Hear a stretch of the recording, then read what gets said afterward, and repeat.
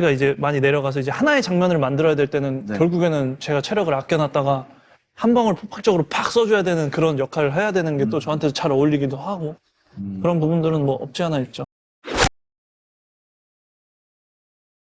안녕하세요 유튜브 시청자 여러분, 제자르입니다. 손흥민 선수와 토트넘의 모든 소식 전해드리려고 노력하는 제자르의 2024년 8월 3일 두 번째 영상이 되겠습니다. 이번 영상에서는 지난 토트넘과 팀 K리그와 경기에서 풀 영상 10번 정도 돌려봐야 알 수 있는 엔제 감독이 손흥민의 공격력을 살리기 위해서 10대 선수들을 어떻게 썼는지에 대해서 정밀 분석해 드리려고 합니다. 지금 계속 나오고 있는 이 움짤 장면이요, 손흥민 선수가 클루세스키와 원투 패스를 주고받으면서 이제 중앙을 날카로운 움직임을 통해서 박살내고 골을 넣는 장면이라고 할 수 있습니다.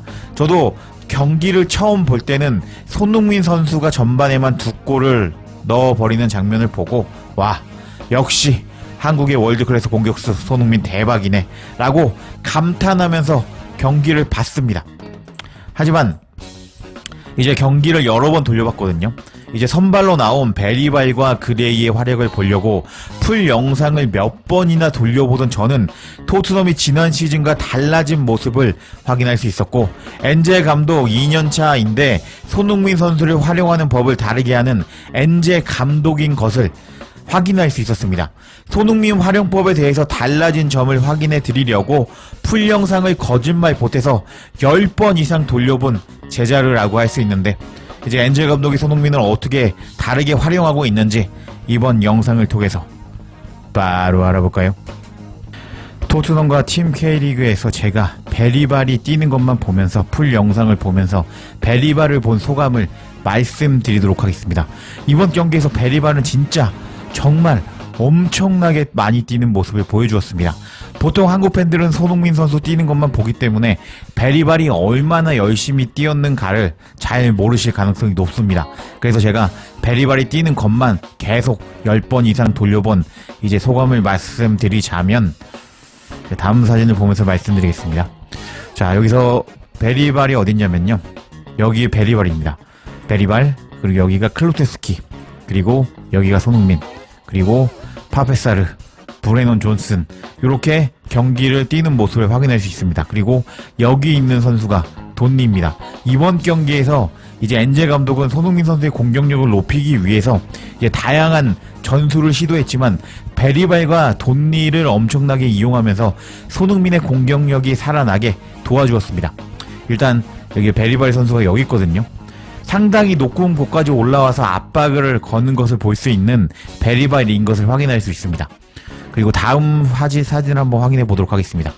이 장면을 또 보시면요, 지금 골키퍼한테 공이 가고 있는데 베리발이 최전방에서 압박을 이끌고 있는 모습을 확인할 수 있습니다. 그리고 이제 최전방 공격수로 그 경기에서 나왔던 셉셉이도 최전방으로 압박을 해주고 있고요.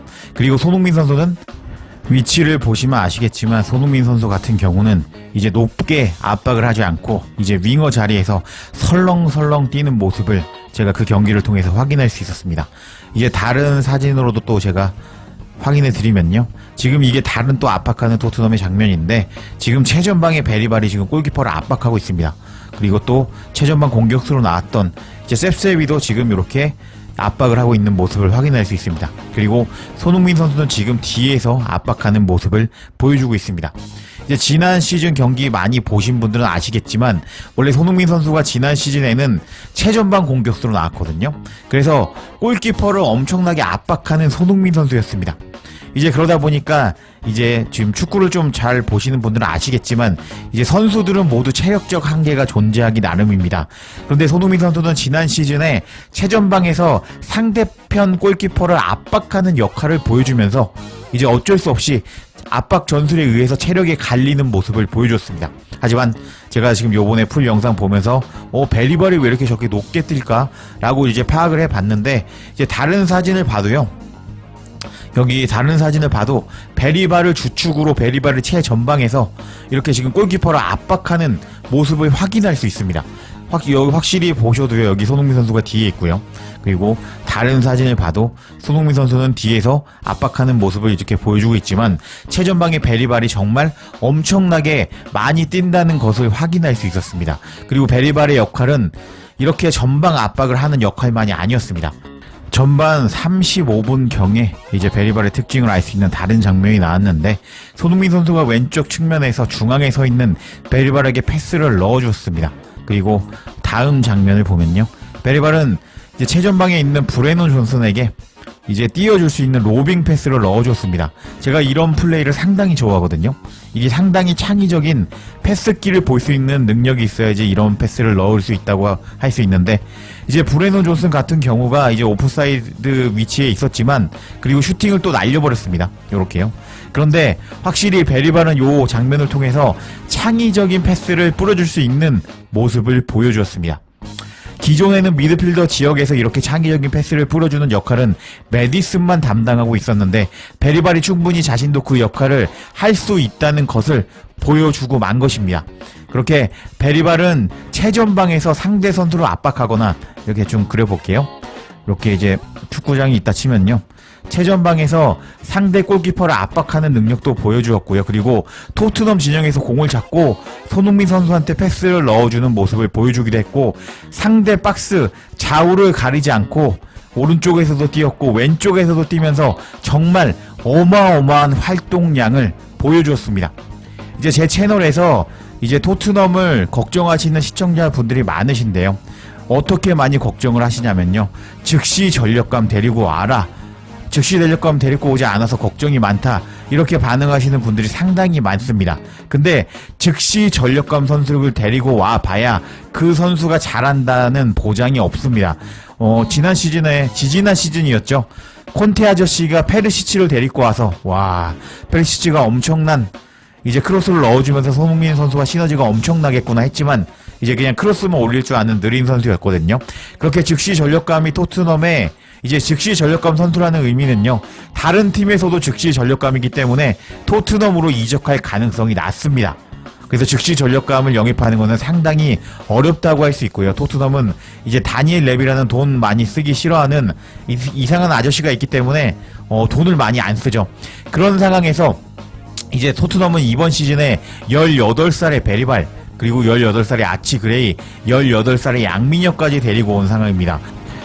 이렇게 어린 선수들을 데리고 와서 좋은 점은 여러 가지가 있다고 할 수 있는데 시청자 여러분들은 18살의 혈기가 넘치는 그때가 기억나시나요? 이렇게 베리발처럼 어린 선수들은 지치지 않고 계속 뛸 수 있다는 장점이 있습니다. 그리고 또 회복력이 좋아서 이제 다음 경기에서도 또 이렇게 계속 미친듯이 뛸 수 있다고 할 수 있겠습니다. 이런 무한 체력을 가지고 있는 나이대가 저런 10대 후반이라고 할 수 있는데 하지만 저 나이대의 단점은 경험적인 측면에서 부족하다고 할 수 있겠습니다. 하지만 베리발은 뛰어난 재능으로 스페인의 빅클럽 바르셀로나에서도 노리는 선수라고 할 수 있겠습니다. 이렇게 어려서 혈기 왕성하고 재능 있는 베리발을 전방 압박을 시켜주면서 손흥민 선수에게 상대를 전방 압박하게 시키지 않으면서 손흥민 선수의 체력을 안배해주는데 베리발을 사용하는 엔제 감독이었던 것입니다. 실제로 엔제 감독은 팀 K리그와 경기 후에 베리발에 대해서 이렇게 언급했습니다. 어떻게 언급했냐면요. 베리발은 신체적으로 힘들었을 것입니다. 베리발은 힘든 역할을 담당하고 있었는데 베리발이 신체적으로 토트넘의 템포 속도에 맞추려면 시간이 오래 걸릴 것입니다. 하지만 베리발이 공을 잡을 때 퀄리티를 볼 수 있었습니다. 라고 말하면서 베리발이 신체적으로 힘들었을 것이라고 말해주는 엔제 감독이었습니다. 우리는 이 엔제 감독의 인터뷰를 통해서 확실히 베리발에게 많이 뛰라고 지시한 엔제 감독이었던 것을 알 수 있겠습니다.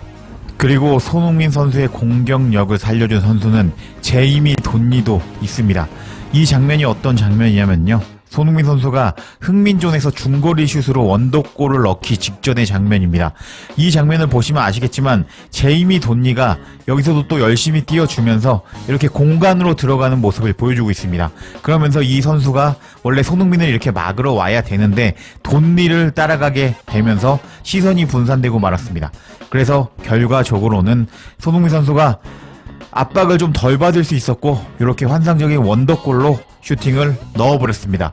제이미 돈니의 지분이 어느 정도 있다고 할 수 있는 장면이라고 할 수 있겠습니다. 그리고 지난 경기에서 제이미 돈니가 열심히 뛰는 모습 보신 분들은 제이미 돈니가 정말 잘해줬다는 모습 확인하실 수 있었을 텐데요.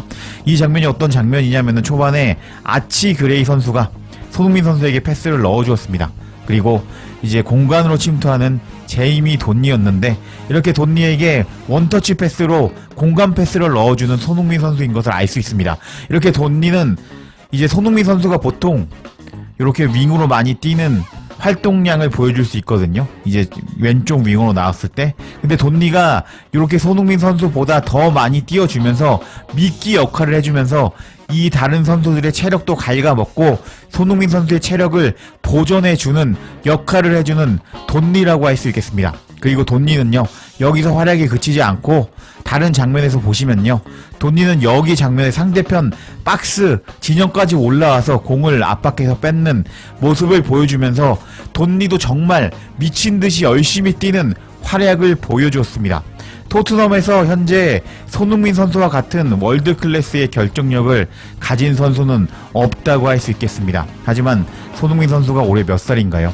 32살이 되었습니다.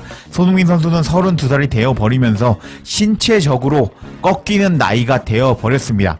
제가 영상 맨 앞에서 넣은 손흥민 선수의 인터뷰대로 손흥민 선수는 체력을 아끼고 있다가 에너지를 팍 터트리면서 상대 측면을 부수는 것을 제일 잘한다고 자신감을 보여주었는데, 이런 손흥민 선수를 도와주는 역할로 18살의 베리바이가 19살의 돈니에게 손흥민 주변에서 미친듯이 열심히 뛰게 만들면서 손흥민 선수를 경기에서 덜 뛰면서 체력을 보존할 수 있게 만들어준 엔제 감독의 손흥민 기용법이자 팀 내 월클 손흥민에 대한 배려라고 할 수 있겠습니다.